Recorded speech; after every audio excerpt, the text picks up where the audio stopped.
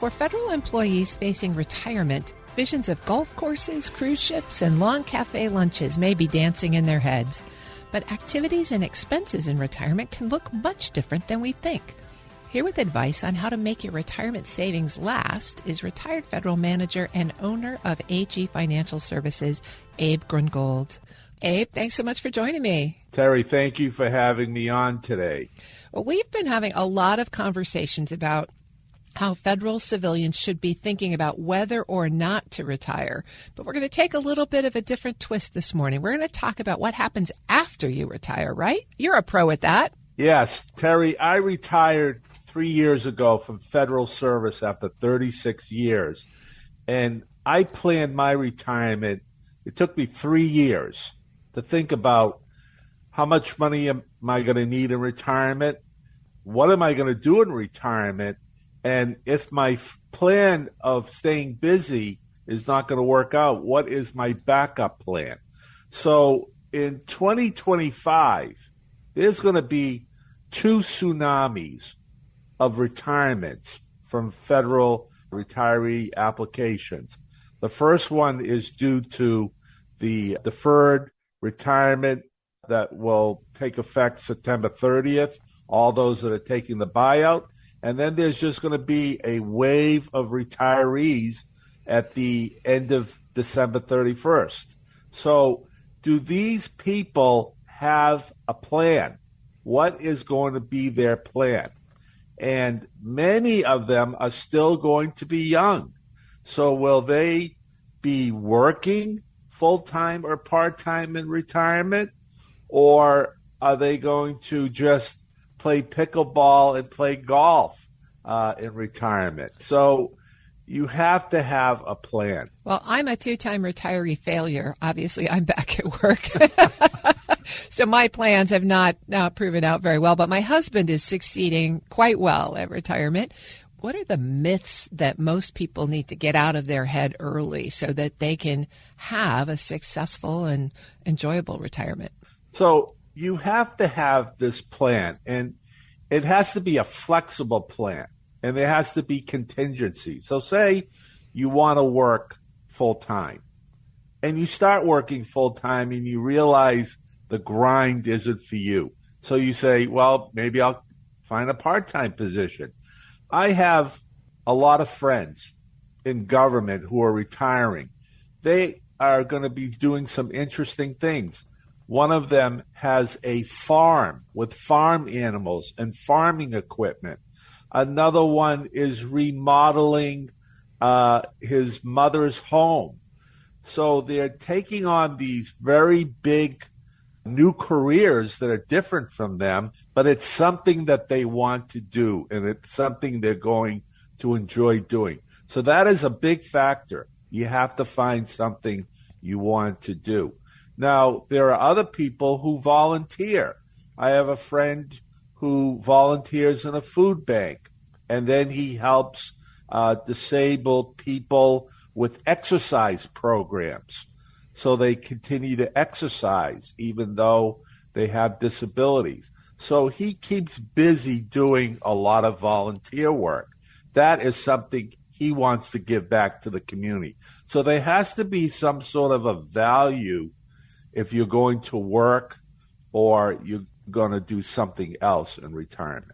Well, one of the pieces of advice I hear most often is find something that keeps both your mind and your body engaged. It may be work, it may be volunteering, it may be something else entirely, but don't think that you're going to just sit on the couch for your retirement. Exactly. Look, I started my business 3 years before I punched out from federal service, and I play golf, I go to the gym. I don't want to work full time, but I do want to keep my mind active, and staying physically healthy is important by playing golf and other things. I don't want to be getting injured on the pickleball court. I have many friends who are getting injured, but there are many things that you can do, but sometimes you get bored doing them, and you have to have an alternative plan. What else could I be doing? And going back to work is not a bad thing if you're out for a year playing golf and traveling. Some people get bored. But another big thing to consider is, how are you going to fund all the things that you're going to do in retirement? I have many friends and neighbors who are remodeling their home. They're traveling. They're buying expensive cars. They're doing all sorts of things that require large amounts of money. Is their retirement income stream going to be able to handle all of that? So they need to think about that. I'm speaking with Abe Grungold. He's a retired federal manager and owner of AG Financial Services. All right, let's think about that cash flow stream. What are the likely sources of cash for a federal employee who's now retired? Where should they be thinking about that? How should they be thinking about budgeting? So this is very good. If you are still young, let's say you're 57, you reach your minimum retirement age, and you are going to get your annuity from the government, and you're thinking about working, you may not want to take Social Security at this time. You may want to defer Social Security at a later date. Now, if you're going to work part-time, you can collect Social Security and not have a reduced benefit. So you have to think about those limit amounts. Now, in retirement, you can also draw from your TSP. A lot of people just want to draw 2 or 3% from their TSP and use that money to travel with. That's fine. But you need to budget.